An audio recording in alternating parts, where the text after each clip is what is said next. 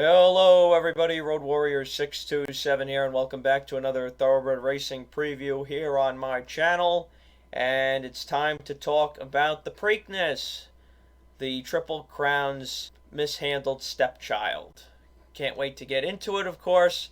That's a lie, because I really hate this race this year, as I know a few other people do. But that's why I have people to join me, of course. And those people are Sammy Roseman, who's going to the Preakness this year. Yeah, overpriced tickets, but it'll be an enjoyment for sure. We've also got Jack Sargent of Racing Rundown. Hello, I will definitely not be going to the Preakness this year. And we've got the remarkable return of Dennis Trusty. And I will not be caring about the Preakness this year, so join us. It just started getting a little worse. Going to the Preakness, not going to the Preakness, not caring about the Preakness. And Dennis, I have to say that I'm mostly with you because I put out a tweet after the draw. I really don't care much about this field. I'll watch it. Full disclosure, I don't think I'm going to bet it because my choice in the race is going to be short and not worth it. I'm going to play a few other things on the card that I'm going to talk about quickly at the end of the video. But let's actually go through the field first. We're going to have a little bit more time this time because I have more time. We're going to go through each horse in the race, and it's only 9 of them, and everybody can give their little comments about everybody. So we are going to start with number 1, and that is Simplification, 6-1 on the morning line. Johnny Velasquez. Sammy, what do you think about the 4th place finisher in the Derby? I mean, I think he ran a great race in the Kentucky Derby. He was way far back, the longest he's ever been far back by a mile. Jose Ortiz did say he did screw up in the Florida Derby by bringing him too close, which he probably did. I mean, this horse is very versatile. John V's going to take this horse back because there's going to be some speed horses. And after he won the Fountain of Youth, he was originally my Derby pick, but that obviously changed. I mean, he has a good chance. He's been working well going into the Derby, and Sano is good with running horses a lot. This horse will fire.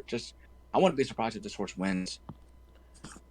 Jack, what about you? So if you're a Racing Rundown listener, you know that we have been touting Simplification basically all year. My biggest regret of the year to this point is not picking him in the Mucho Macho Man because it was between him and Graphic Detail, who I ended up picking and didn't finish in the money there. So big regret for not picking Simplification there. But we've been singing this horse's praises ever since he won the Mucho Macho Man. He was featured on Eric's Maiden Watch segment after he broke his maiden by, I think it was something like 19 in a race in Florida in May.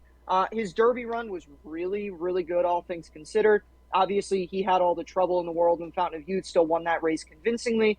If I'm going to get to the negative with him, I don't know where the improvement's going to come from the Kentucky Derby. Because, yes, he ran great there. We can for sure give him credit for that. But the problem that I have with the Kentucky Derby is I don't know that he could have been that much better. He certainly doesn't have the thing of he was a little bit too close to the pace. That's not a factor for him here in this race. It was absolutely the case in the Florida Derby, but wasn't the case in the Kentucky Derby.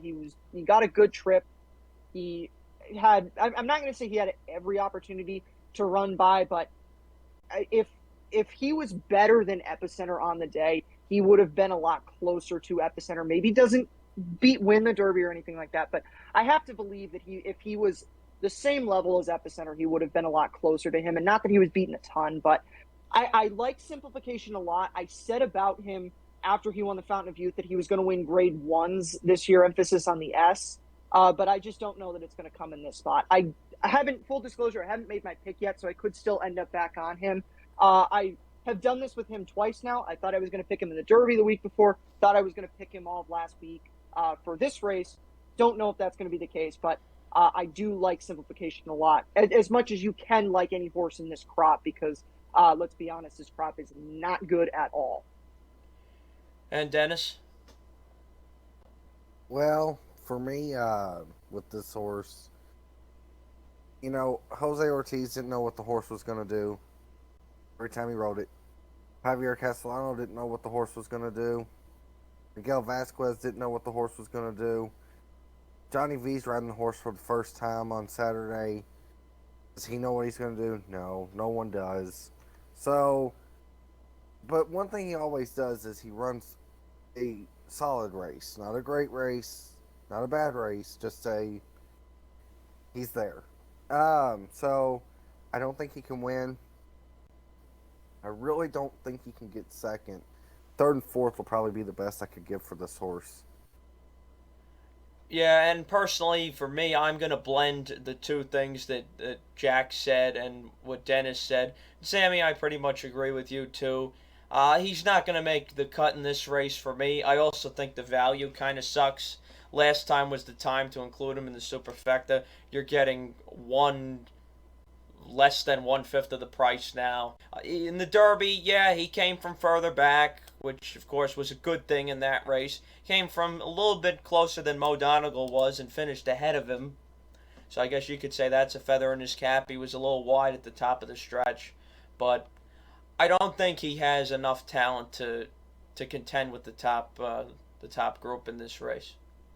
So let's move on to number 2, Creative Minister, who was supplemented into the race for 150 grand. They must think something of him. Yeah. Supposedly, I saw something. Since he was, correct me if I'm wrong, since he was supplemented to this race, the purse went up 500,000 or something. Maybe it was 150,000. I think it went up the same amount that the supplement was. I think it went from 1.5 to 1.65. Yeah, that's what it was. I mean, the one race, the one thing about this year that we can't really say is new shooters, because there really isn't that many.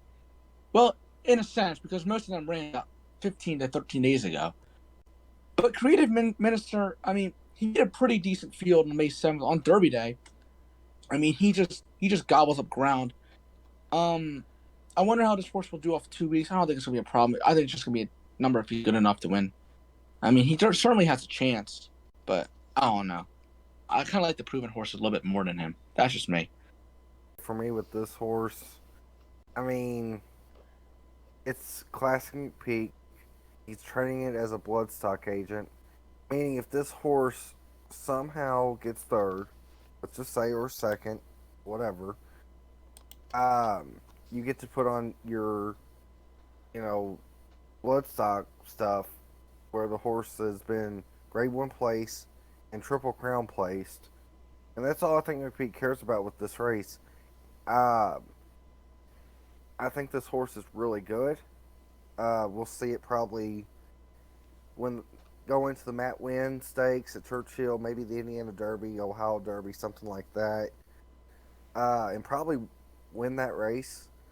I don't think the horse is ready for the Preakness, but just a very talented horse, but I don't think should be 10-1 here as well. I should say that 10-1's way too low on him, in my opinion. So here's the thing with Creative Minister. One of the reasons why I think you can make a really strong case for him is, if you're not crazy about any of the colts up to this point in this crop, like me, which I'm one of those people that isn't crazy about this group of 3-year-olds. This horse has run 3 winning races in his career, and I want to go back to the race on Fountain of Youth Day that he was second in. That race was a 7-furlong race going at Gulfstream, and he was coming from last in that race. And actually, it's interesting. If you go and listen to the race call, Pete Aiello actually thought that this horse was going to get there. He made some kind of comment. I'm not going to try to quote it or remember exactly what he said, but he made some comment to the extent of the horse was on the lead, was going to get caught, and he didn't get caught, but Creative Minister ran a very credible second place finish there in his first career start. And then in his maiden breaking effort at Keeneland and his allowance on Derby Day, those were a couple of very strong efforts. So the big positive with this horse is if you don't like any of the 3-year-olds in the crop right now, this is a horse that hasn't been tested against that group yet. And I agree with Dennis. I think he's got graded stakes talent going forward. My question, and I've been banging on this drum all winter and into the spring with these 3-year-olds, is this notion that career start or number of career starts doesn't matter anymore isn't something that I agree with at all. There were a lot of horses that had 3 and 4 starts going into the Derby, and obviously with Tava took a ton of money there. I'm referencing him specifically, but there were a few others. I didn't like any of those horses because I still am the old school person who thinks that you need to have a certain amount of starts under you. Now, that's less of a problem when you get to the Preakness versus the Derby, but it's still a concern. And I think Dennis's concern with him right now of not necessarily being ready for the Preakness, that's not unfounded. That's something I worry about for him. But I think there's upside with him because he's going to be some kind of a price in here. Maybe not a price that you want to bet him at, high single digits, low doubles. But, I mean, I don't really know that you're going to get a big kind of upset winner in this race. And I think if you are playing him from the perspective of, I hate all the 3-year-olds except for Epicenter, but I don't want to play Epicenter off the Derby because whatever reason, which is the way I could end up playing this race, which is why I'm looking at this horse, because I'm not, spoiler alert, I'm not crazy about Epicenter in this race. I think that's the best way to look at him. If you just don't like anyone else in the race or in the crop in general, and you want to take a shot with something new, because that's what this horse brings to the table. He brings something new that we haven't seen before. He's certainly got talent. I agree with Dennis, though. I'm not quite sure he's ready for this moment. I can't dispute anything that you guys said at all. I want to see him tackle the higher rankings of the 3-year-old division first. And the thing I agree most with is you, Dennis. 10-1 on this horse is a joke. Now, you might get more than that as the money just keeps on flowing on Epicenter. Maybe Secret Oath takes more money, maybe Chad takes more money, and this horse drifts up to 15 or what have you. 15 is better than 10, but I'd like to see him do it first and see that he's proven going forward. I don't really care because I'm not probably betting the race. This is one of the few videos I'm doing where I'm not betting the race that I'm talking about. So I don't really particularly have an interest, but I'd like to see what he does going forward and see if he could beat this top company first. And that giant figure that he got on Derby Day, I don't know, maybe he was a little inflated. Could maybe think about that as well. Number 3 is Fenwick. I mean, I just don't see how you can like this horse. I'm sorry. I mean, I don't even know why this horse is in this race. If you cross out that Tampa Maiden win, which was against Command Performance, but I mean, come on. Command Performance has not really done anything as a 3-year-old yet in his 2 starts. And it's still a maiden. This horse would be a pace setter, I guess. I mean, this horse is just not really much to talk about, but I mean, who knows? After this Derby, you never know with anything at this point. I got nothing. Sorry, I was more interested in a brutal beat I just had at Mountaineer than I did about this horse. I apologize. Moving on. Moving on to number 4, and that is everybody's darling now, Secret Oath, for Lucas, the filly who won the Kentucky Oaks. I am absolutely not surprised that Lucas is doing this. What I'm more surprised about is that he said that this is going to be... I shouldn't say that. He didn't say it. I don't know that he said it, but I heard a report that this is her last race against males this year. I find that very, very surprising, especially if she winds up winning this race, which I guess you could say she can do. The race could set up for her, theoretically, and if Epicenter and early voting don't fire, I think she's okay. I'm just going to say one thing from that. I don't buy anything that Wayne Lucas says in terms of she's not doing X, because there was a quote that came out after the Honeybee that she wasn't going to run in the Arkansas Derby, and then she ended up running the Arkansas Derby. So I'm not disputing that was said, and I'm not trying to take down what you said, but I'll believe it when I see it. I agree. I completely agree. Yeah, I heard the same thing. He said that, but I mean, no, Lucas is a legend. It's hard to. I don't even think he knows what he's doing sometimes. But I mean, I'm glad he's got this horse though.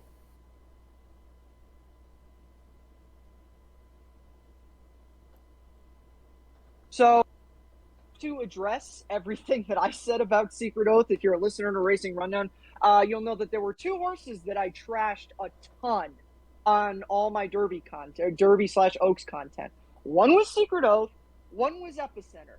Naturally, one wins and one almost wins. So I'm still trying to eat that from her. The thing about Secret Oath is we never doubted, you never could doubt that she was a good 3-year-old filly. The question with her was always, well, she hasn't beaten a soul. And I mean, that was true in her 2 races in Arkansas. And then she lost the Arkansas Derby to horses that were not good before the Arkansas Derby, were not good in the Arkansas Derby, and were not good after the Arkansas Derby. And that was my thought process with her. So that's why I didn't think she could win the Oaks. I'm not going to relitigate everything I said about her going into the Oaks, but she didn't get the trip in the Arkansas Derby. What happened there was John Court boxed her going down the backside. I don't know exactly which portion of the race, but you'll see it when John Court takes Ben Diesel, and then Luis Contreras has to take up on her slightly, go around horses. That's what lost her the race in the Arkansas Derby. She had to do just a little bit too much. Cyberknife tripped out just a bit too much, and that's why she lost the Arkansas Derby.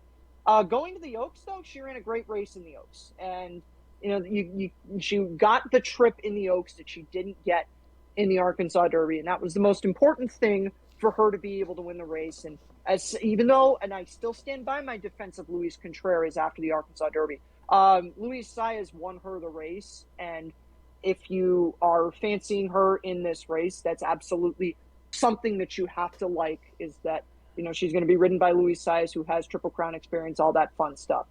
The problem that I have with her is I'm just not crazy about the turn back from the Oaks into the Preakness. I think that I'm of the belief that it truly takes a super horse to win a Triple Crown race against the males, and super horse translates to Rachel Alexandra in this case, and I'm not quite sure that this filly is Rachel Alexandra. I'd love for her to win the Preakness, but I don't know that she's able to do that. The other thing that's going to happen is she is going to take a ton of money because she's the filly. She went off at, I think she was either even money or 6-5 in Arkansas. 7-5.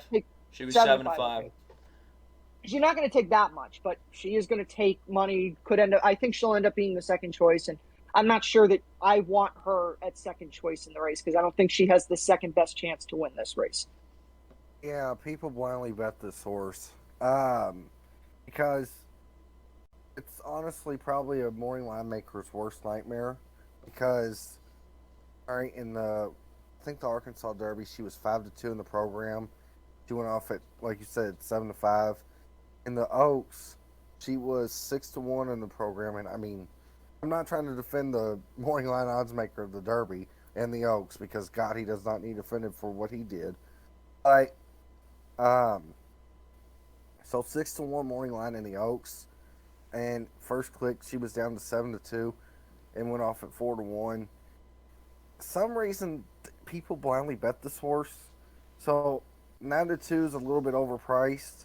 I think we'll see this horse go off actually probably at 5-2, 3-1. I guess I'll go next. For me, I mean, Secret Oath, the Oaks was a bittersweet. I mean, I didn't think anything of this horse until the December 31st when I texted Jack. I was like, D-Way Lucas got to go one here. Because it was impressive. And then, I mean, I agree with a lot of Jack said. Secret Oath is going to be there. She'll make her move around the far turn. It'll just be if she's good enough to beat Epicenter or early voting or other horses. I mean, she certainly has a chance. Luis Saez is going to give this horse a good ride. I mean, it'll be bittersweet if this horse wins and gives D-Way Lucas his 7th Preakness. I agree with everything again that you guys have said, and sorry I don't have much original thoughts to add here for almost any of these horses, but it looks like we're seeing things pretty similarly. That's going to change in a minute with the next horse, I'm sure. But with Secret Oath, yeah, she should sit a good trip, and if she gets a little bit of pace up front to run at, she's going to be coming late. But what Jack said is a very good point. I think for a filly to beat the boys in a race like this, she needs to be really, really good. A Rachel Alexandra, a Rags to Riches. Swiss Skydiver beating Authentic. Swiss Skydiver was really good, but it was also a different situation with the time of year in 2020, it being October. For Christ's sakes, they were a fifth of a second away from cracking Secretariat's record. So you can't say a lot about that Preakness. It's a tough race to trust if you're taking the historic route. I wouldn't mind seeing her win, that's for sure, but I'm just not going to be picking her in this race. And now, number 5, we've got Chad and Klarovich. First, a couple days ago, I would have liked early voting a little bit more, but then Tom Ryan decided to drop Armagnac in the Preakness, and I think that changes things a little bit.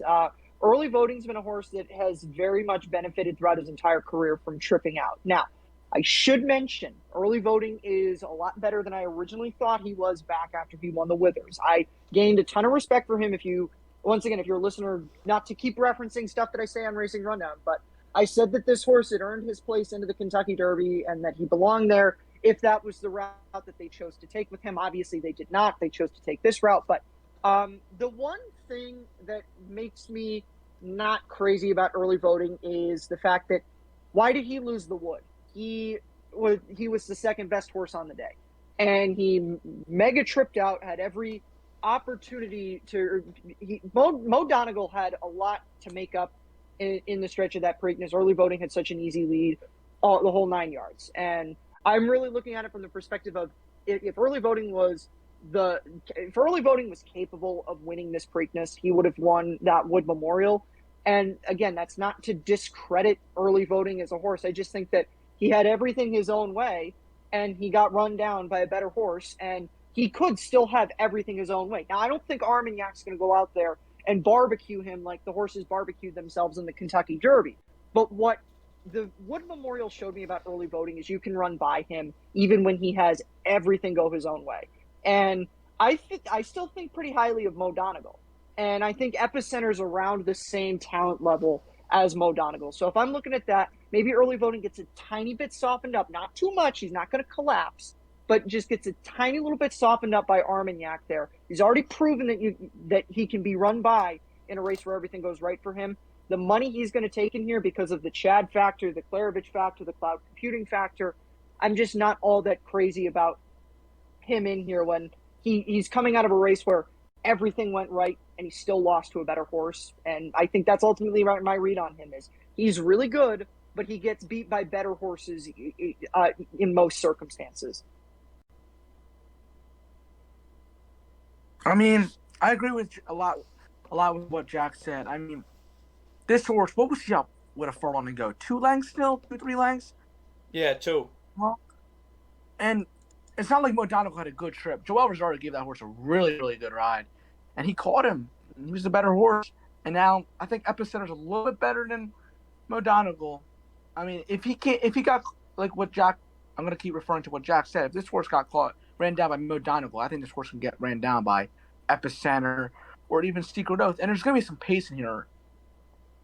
Fenwick's going to go because this is his only chance to even run decent in this race. And Florent will be aggressive, you would think. And who is this? Never mind. That's not the point who the trainer is.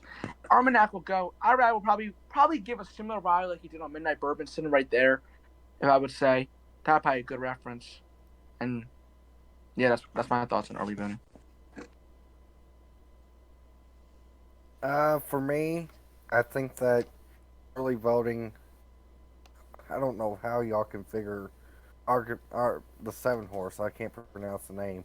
The Tim Yoctine horse is going out with early voting because, I'm sorry, yes, the horse is the only other speed, but you got Ortiz, well, I'm sorry, I guess I don't know if you wanted me to say it on the show, but I think that they set each other up very nicely sometimes, and they also make it very easy on each other. Dennis, you know I agree, and you're absolutely allowed to say that. No holds barred on this show.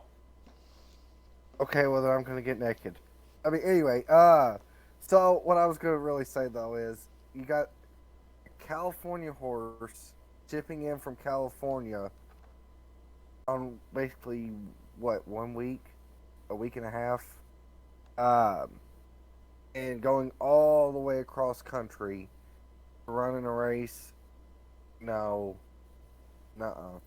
I mean, that's going to take too much out of the Timmy Octane runner. So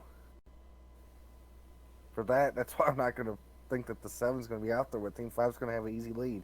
And I think that's why the 5 should be my top pick in here. The only thing I don't like is 7-2. But to be fair, we've gotten 4-5, 6-5, and 2-1 on the horse. Saying that, 7-2 looks like a pretty good price. I agree, Dennis. 7-2 is okay. And I said I wouldn't bet the race, but if I somehow get something like 9-2, let's just say, very hypothetical, that people pound Epicenter and the filly takes more money in early voting somehow. I don't think this is going to happen. Drifts up to 9-2 or more. I might play him. This is Chad and Klarovich. These guys make me money all the time. I don't like the race. I have to pick this horse. It's just the way it is. A stat came out today about Chad Brown on the dirt this year. He's 44% with 38 wins on the dirt this year. The guy, I don't think he's a juicer. I think he just gets good horses, and he's very good and his team at managing them.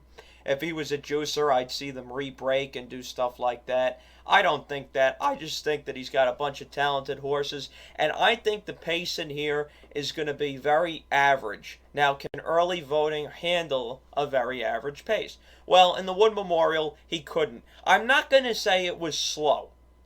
I know a lot of people say he had a slow, easy lead. He did not have a slow lead. 47-3 is not slow, even for as fast as the track was on Wood Memorial Day. And you still have to give him credit. He almost won the race. It's not like he ran like crap.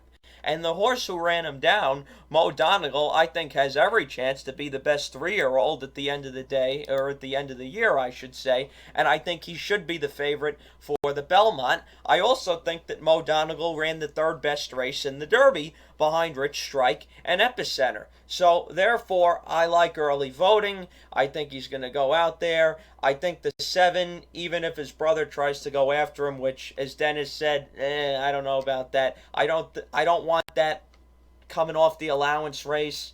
What is it going to be? 2 weeks? Yeah, 13 days after. Especially with how his horses ran in the Derby. I don't want that.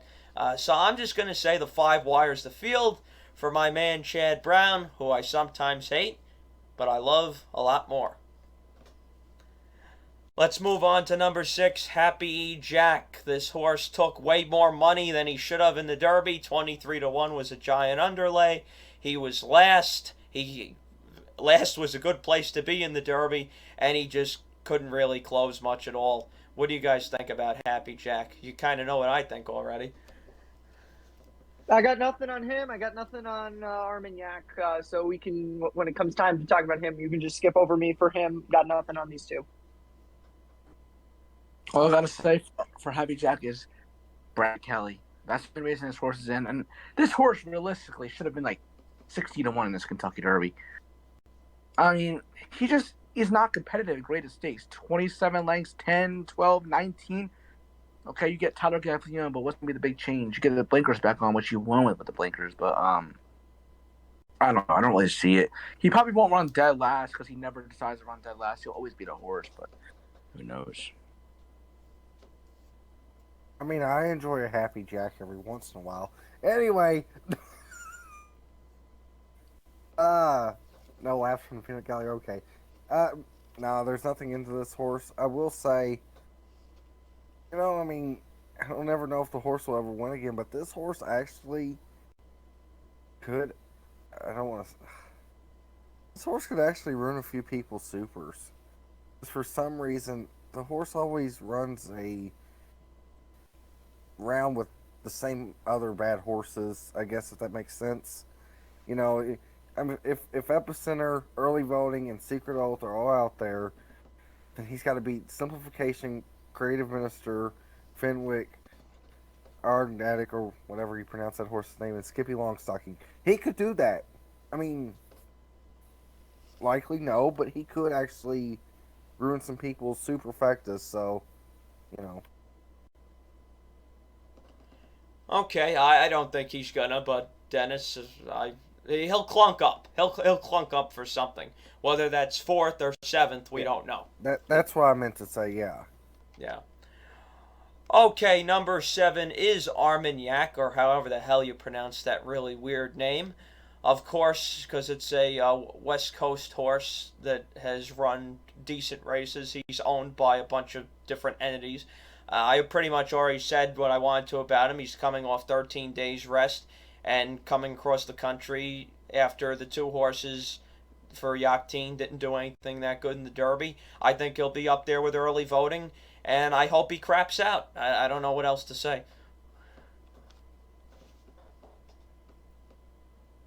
I mean, I don't really see anything in this horse. This horse is not competitive in San Felipe. San Diego Derby was nowhere to be found. Okay, he won an allowance, but I can't name one good horse he beat in that race. He had everything go his way, and now he's shipping over in 13 days. I mean, if you really think about it, if Maddox, Arley, and Tom Ryan wanted to run a horse, why wouldn't they run? Why wouldn't they run someone better? I don't know why they ran Armagnac. I don't know. Because they don't have anyone better. They really don't have anyone better that they can run. Besides Messier. Well, they're not going to run Messier after what happened with him in the Derby.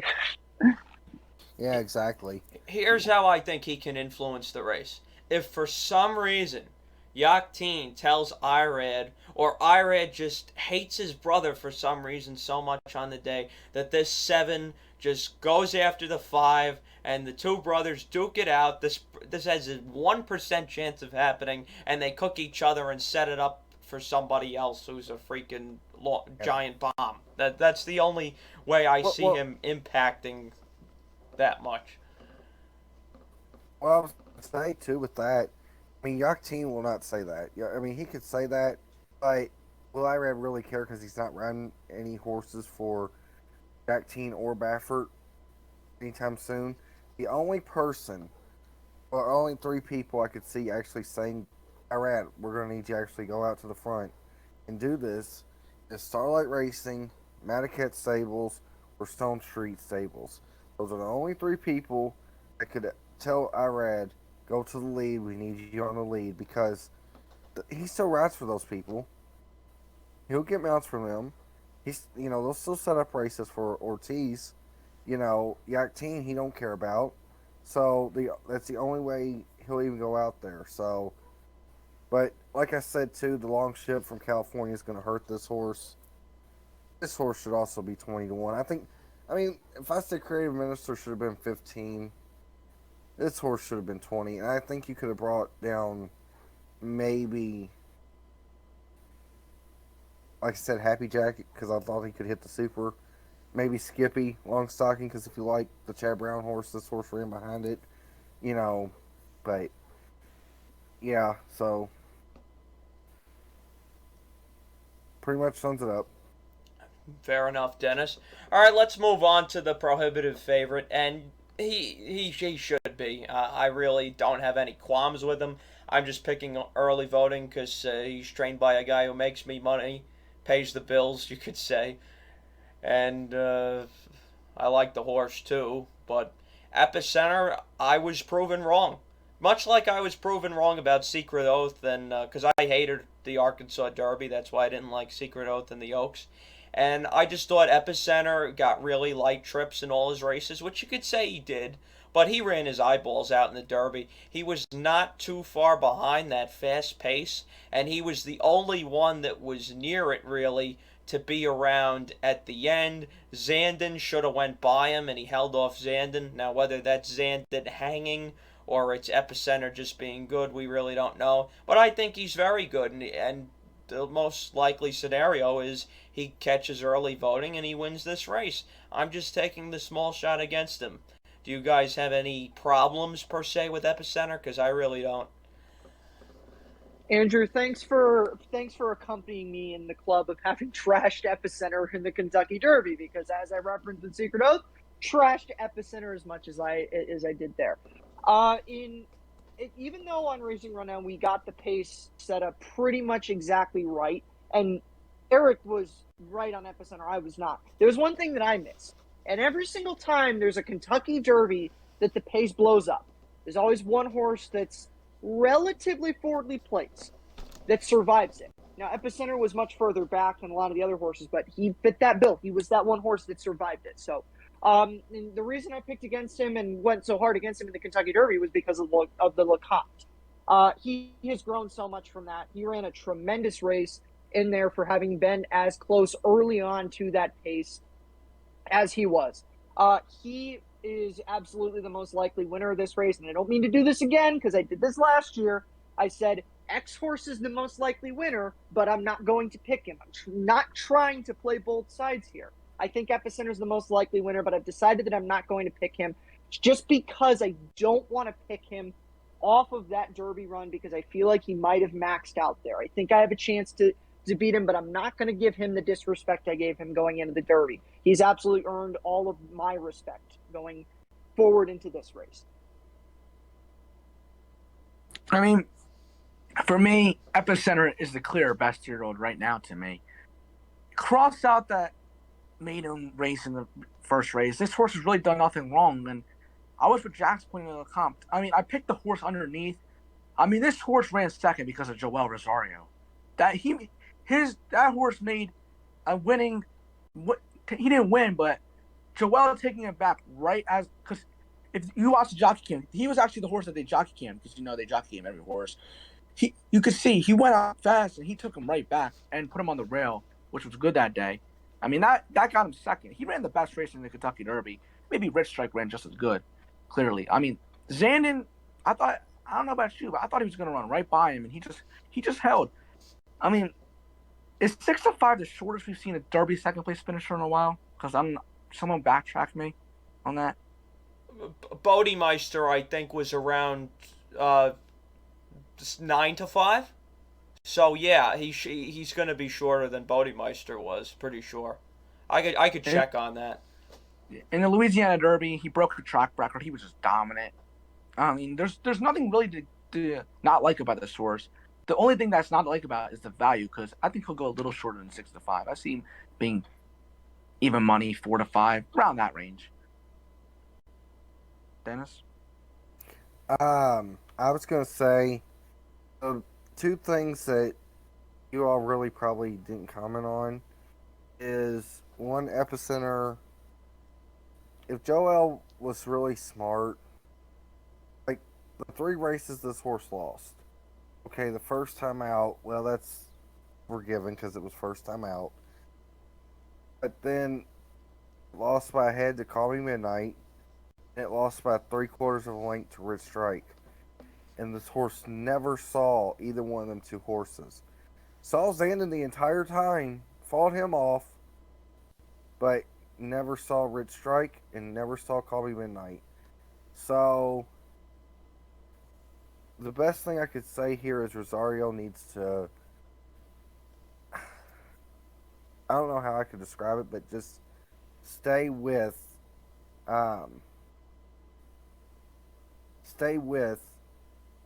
early voting or secret oath the entire time down the stretch, because either secret voting will buy him at the end, or secret voting. Oh my God, I just added both their names together. Okay, sorry about that. If he doesn't see secret oath, you get what I'm saying? That could cost him. Keep But him in he the also fight. needs to, yes, he needs. Yeah, that's what I'm This is trying to Dennis. say. I guess. Don't interrupt you. Basically, you think Epicenter, you want him like Joel to like see the other horses. So if he sees another horse get like, where like he could see them basically, where he could fight them off. Is what? Yes, that's what I'm trying to say. Is always have a horse beside you so he can keep fighting them off. And don't let nobody sneak up on you again, because if not, I mean, you would have to lose your ride. You cost the horse the Derby. You won the horse the Derby by making the move and doing everything right. You cost the horse the Derby by not holding the rail and seeing Rich Strike, even though he wouldn't have saw Zandon in that case, I guess. He didn't have time though, because he was busy fighting off Zandon. He was never going to see. That's what I was going to say. Is he would have lost it anyways, I guess, in that situation. Yeah. But still, the point is, yeah, he needs to just don't make an early move. I think honestly, I think Epicenter just feels like that horse that needs to be like near the back when he makes his move, he can see all the horses that he's passing them. In a way. I don't agree with that, but I definitely think having competition near you is a good thing. And you could say that maybe Real Quiet lost the Triple Crown because of that. It's such an important thing. And another important thing, as you described, Dennis, is jockeys not giving up the rail. How many races have we seen lost by jockeys not either not getting down to the rail or giving it up and letting somebody slip through? It's just a really common mistake you see all the time in both regular races and bigger races. Okay, well, I guess everybody's done with Epicenter. Let's now move on to the 9 horse, the outside horse, Skippylongstocking.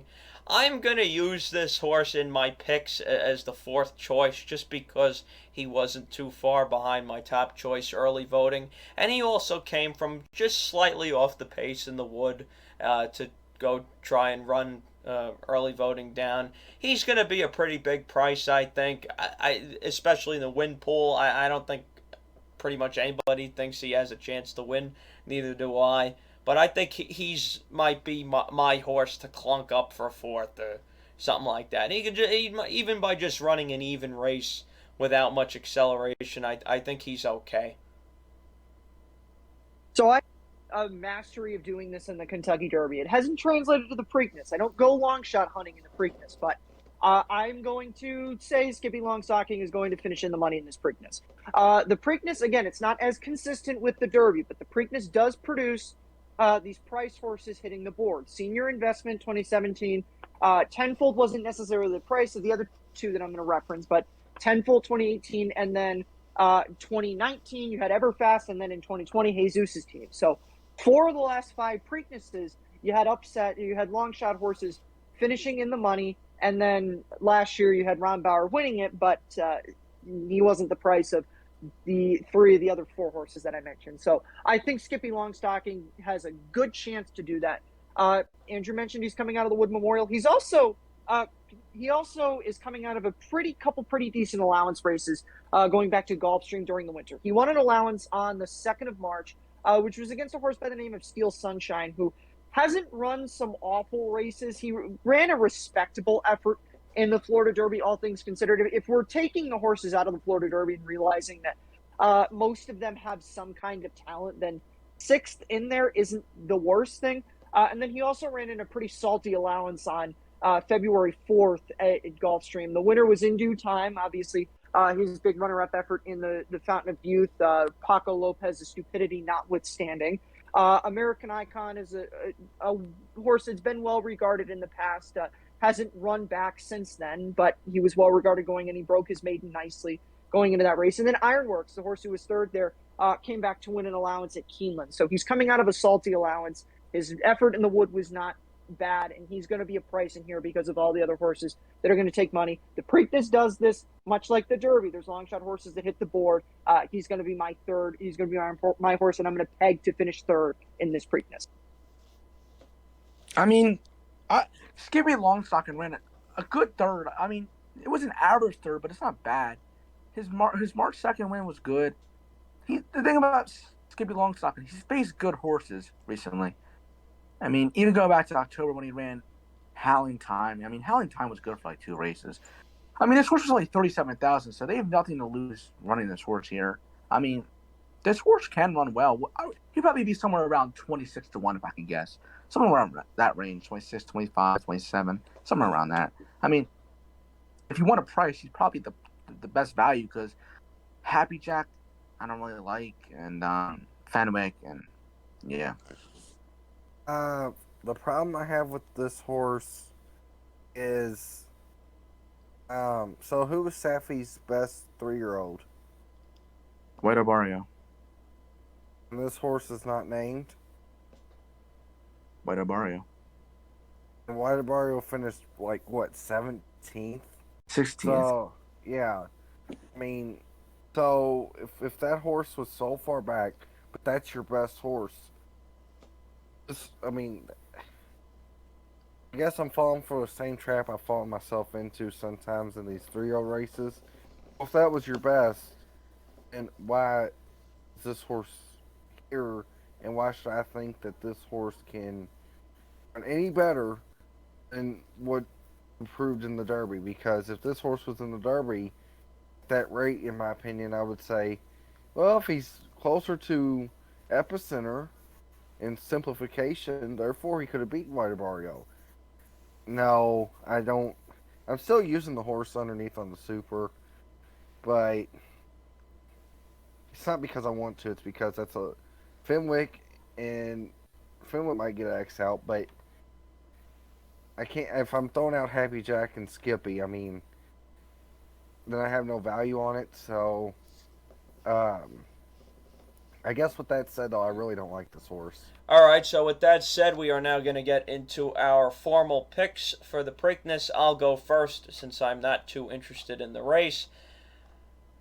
Early voting, as you might expect, on top for all the reasons I outlined. Epicenter right behind. I really have nothing to say except I'm taking a shot against him. I'll use Secret Oath for third just because I think she's talented and she will be coming. But I don't think she can win the race. I think it's a 2-horse race between early voting and Epicenter. So I wouldn't use her in the multis. You could if you want to. And then Skippylongstocking to clunk along for fourth. So I'm thinking of cloud computing right there with number 2. 5, 8, 4, and 9 for me in the Preakness. Well, since you said 2, I'll throw out my 2. I'm going Creative Minister. I'm taking against Epicenter, the Derby favorite. Almost said Derby winner there. We've been saying he ran a winning effort the last 2 weeks, but I'm just playing the angle. Epicenter's off his best career effort, and that had to take something out of him. And I'm playing Creative Minister on the angle of I haven't seen what he has yet. I know I gave reasons why I'd be concerned by that, but I'm going to throw that all to the wind and take Creative Minister on top here. Obviously, out of respect for Epicenter, he's going to run well in this race. I'm going to have him finishing second, and as I already said, Skippylongstocking is going to be my third place horse in this race. I mean, I guess I'll go next. I mean, I hate to do it because we want some entertainment here, but I think the best horse at the end of the day is just Epicenter, and I don't want to like Jack always said when I was younger. You know, if they're just going to win, there's no reason to just pick against them. I mean, he's right. I mean, Epicenter, I just think it's better than these horses. And, okay, if he doesn't run his A race, his B race is on figures, take for a grain of salt, but his B race would be the Resident Star. I mean, his B race would probably beat any horse in this race. Still, maybe it's out early voting. I mean, I think early voting is going to run well, and I think Epicenter catches him. He's going to be my second choice pick. And then you got to go Secret Oath because Secret Oath is going to run well. She's a really good horse. And then I think Simplification will probably round up the fourth because he's always consistent. So 8, 5, 4, 1. I'll throw Creative Minister on Skippylongstocking on the Superfecta, but that's my top 4 for some value. But yeah. I guess that leaves me. So for me, it would be. Gosh, it was gonna be against him all the time. I thought I was gonna be on the other horse, but Epicenter, I don't see how he loses this race. I really don't. Everything's right for him, unless he bounces off that race that he ran in the Derby, which could happen. That's the only way I see him actually losing, and at that point, he might not even run the top 2. But what I was going to say is, for second would be early voting. Gets an easy lead, I think. Sets it up. That's who my top pick was before we started recording. But definitely going to be a factor in the race. I think Secret Oath is my third choice. That's kind of a little risky there because the last time she was against the boys, it was kind of a little bit worse than these. And lastly, I would say if we're going for fourth in the Super, screw it, I'll go Happy Jack. I would say something stupid. But, I mean, Like I said, the horse could get fourth, could just muddy it up. He'll run fourth or he'll run seventh, like I think Road Warrior said. It's going to be somewhere in there. Also, I'll ask a question real quick if you don't mind. Do we think the top 3 picks really here? Early Voting, Secret Oath, and Epicenter run 1, 2, 3? Well, I think 3 of us have that. I think everybody except Jack has that in some order. To me, there's always one. Is right. But to me, these horses, I think at least 66%, which is 2 out of 3, will run top 3 in this race. Because I think the most likely is early voting at Epicenter, because early voting is going to be on the lead, and he's going to run top. He's going to run top 3, you would think. But me and Dennis are just on the same page. Like, I think Epicenter's going to have to bounce off badly to not win this race. I think his B race would probably win this race. Maybe a B plus, maybe not a B minus, but this horse probably he's versatile, and that's what you need with the thing about Epicenter for me is these horses that run really well in the Derby, they tend to come back, and I put a tweet out about this. The ones that run well in the Derby because they're good, not because they get lucky, because they were really good, they tend to run well back in the Preakness with the 2 weeks. I'm not so worried about the bounce, but if they're a real good horse, they'll show it. I don't blame Jack for taking a shot with Creative Minister. I just, in a race that I don't particularly care about, you might think I might float to some other option, but in this case, I just want to see him tackle these proven horses first. And maybe this horse develops into somebody we should be scared of by the time the Haskell or the Travers rolls around.